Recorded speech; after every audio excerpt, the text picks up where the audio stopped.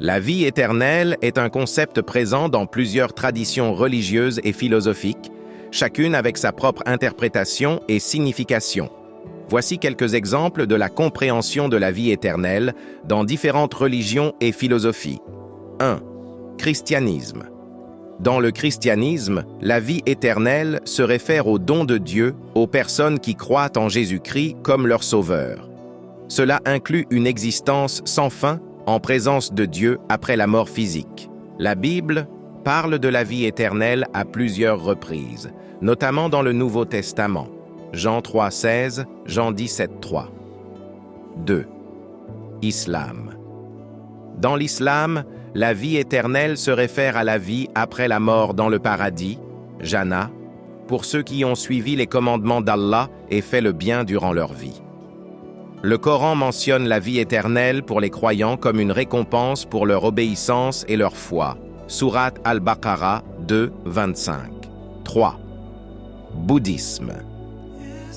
Dans le bouddhisme, le concept de réincarnation signifie que l'âme d'une personne renaît dans un nouveau corps après la mort, jusqu'à ce qu'elle atteigne le nirvana, un état final de libération du cycle des naissances et des morts.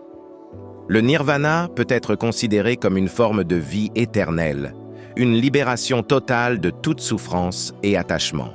4. Hindouisme. Dans l'hindouisme, le concept de vie éternelle est lié à la réincarnation et au moksha. Le moksha est la libération du cycle des naissances et des morts, et l'union avec Brahman, la réalité ultime. Lorsqu'une personne atteint le moksha, elle atteint un état permanent de béatitude et d'unité avec le divin. 5. Judaïsme.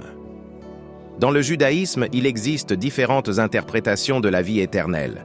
La plupart des traditions anciennes se concentrent davantage sur la vie présente et l'obéissance aux commandements de Dieu. Mais il y a des références dans le Talmud et d'autres textes à une vie après la mort et à la résurrection à la fin des temps. La vie éternelle, quelle que soit l'interprétation, représente généralement un objectif spirituel ultime pour les individus, un état de plénitude, de paix et de libération des limitations de la vie physique.